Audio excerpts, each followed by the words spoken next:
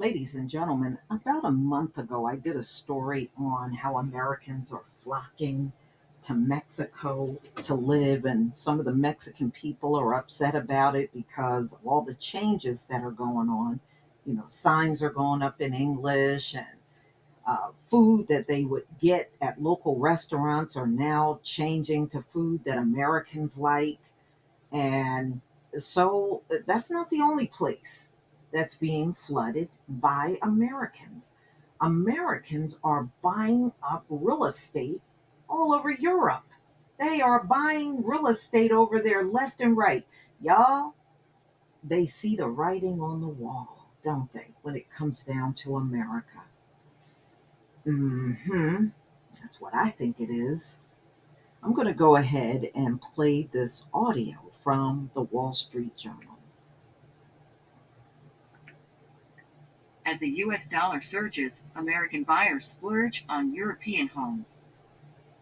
Favorable exchange rates and steady property prices have led to big interest in markets like London, Paris, and Tuscany. By J.S. Marcus. September 1st, 2022, 5:30 a.m. Eastern Time. Lady Laurent, South Florida interior designer, has long had her heart set on a Parisian pied-à-terre. This summer, with the dollar soaring and Parisian real estate prices holding steady, she took the leap. The 42-year-old, who lives in Boca Raton, paid €758,000 or $758,606 for a 460 square foot, one bedroom in the Golden Triangle, prime residential and commercial area between the Seine and the Champs-Élysées, in the French capital's pricey 8th arrondissement. I have been looking for a place for a long time, says Ms. Laurent, who plans to use the apartment for work when she visits Paris to source designs for American clients and for vacations with her husband and 3 young children. What helped propel her from just looking to outright buying was the strength of the U.S. dollar, a huge factor in the purchase, she says, 15% over the past year, hovering at or near parity since mid-July. Savings on luxury properties, compared with last year, reaching into 7 figures. Kate Everett-Allen, head of international residential research at London's Knight Frank, identifies 6 European markets where American interest is now the most notable: London, Paris, Provence, Tuscany, northern Italy's Lake Como, and Lisbon. With the exception of Lisbon, where prices rose 11.5% between the first quarter of 2021 and the first quarter of 2022, price gains in local currencies are modest to non-existent in these markets. According to the most recent Knight Frank Global Residential Index, prices in Greater London and Paris rose less than 5% between the first quarter of 2021 and the first quarter of 2022, while prices in Florence, Tuscany's capital, dropped 1.6% during the same period. By comparison, America dominates the Knight Frank study, with 9 of the top 20 spots held by U.S. cities. The top 3, Phoenix, Miami, and San Diego, have seen prices rise 29% or more. Ms. Everett-Allen points out that, though increases in both London and Paris are modest by American standards, they are both seeing their strongest performance in several years. Ulrich Lutmann, head of foreign exchange and commodities research at Germany's Commerzbank, says that the current parity between the euro and the dollar is actually somewhat deceptive, making the euro seem stronger than it is. Using the more relevant metric of real purchasing power, he says the euro is weaker than it's ever been. He credits America's status as a net energy exporter and the Federal Reserve's monetary policies with helping to strengthen the U.S. currency, and he puts part of the blame for the euro's weakness on instabilities generated by the war in Ukraine. Dollar-based buyers can expect the bargains to last. He is forecasting a short-term continuation of current exchange rates, with the euro staying just below the dollar through the end of the year.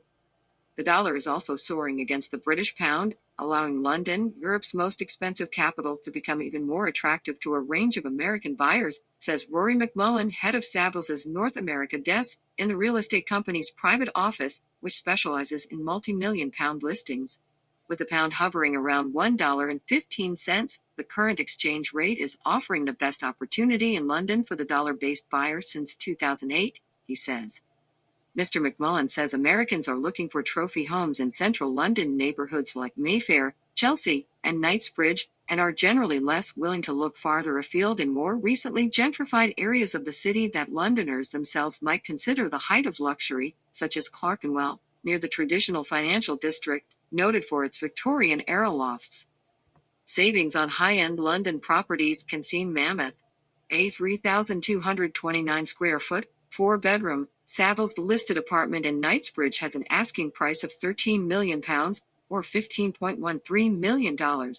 When it came on the market in mid-January of this year, the price, which has been the same in pounds since listing, was $16.4 million.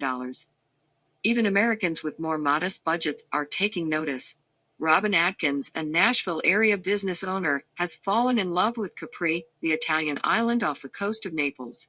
She says she has been thinking about buying for some time, and the new exchange rate means she has increased her budget from around €450,000 up to €500,000, which now converts to $500,000, enough for a starter apartment in high altitude on Capri, the island's exclusive western community, known for its historic villas and hairpin curve roads. The dollar's strength has definitely affected my search, she says. Ms. Atkins's agent, Capri-based Christina Karani of Engel and Volkers, says she is starting to see clients from the Pacific Northwest and the Midwest, a first, she adds, in her several years of selling homes on the island. Elsewhere in Italy, American interest is way up in longtime favorite markets such as Lake Como and Tuscany, but is also finding its way to new areas, says Diletta Giorgolo Spinola, head of residential sales at Italy Sotheby's International Realty. American second home buyers are splurging everywhere from Puglia, in the heel of Italy's boot, to the heart of Milan. She says sales of around $2 million are of greatest interest to her U.S. clients. Once upon a time, American second home buyers were eager to find romantic fixer-uppers in places like Tuscany and Umbria, but now, says Ms. Giorgolo Spinola, Italy-minded Americans are looking for turnkey properties with few exceptions.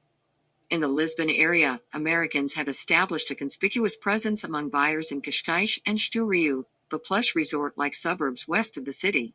Rafael Ascenso, founder and CEO of Porta de Frente, a Lisbon area Christie's affiliate, says that Americans now make up a larger portion of his agency's clientele than any nationality other than native Portuguese and expatriate Brazilians, who have long made up the majority of buyers in the area. Mr. Ascenso says Americans now have bigger budgets than the Portuguese speakers, with average sales in the €1.7 million, or $1.7 million, range for the first half of the year. Another local real estate agent, Teresa Almeida Pinto, a sales manager at Portugal Sotheby's International Realty's Cascais office, says American buyers tend to break down into two categories: young digital nomads looking for walkability in the densely built-up resort centers, and retirees who may want access to golf courses further out along the Atlantic coast. Okay, so as you can see, Americans are buying up real estate and all over Europe, really, in different countries. And they, of course, are welcoming it because the euro, since the war in Ukraine, has actually gotten weaker. So Americans are going over and taking advantage of probably a better real estate market over there than over here. Over here is just, it's terrible. And they're getting good deals, and the Europeans are happy because the Americans are coming over there pouring all kinds of money into buying up properties. So, y'all, just look at the timing of this. They are trying to escape.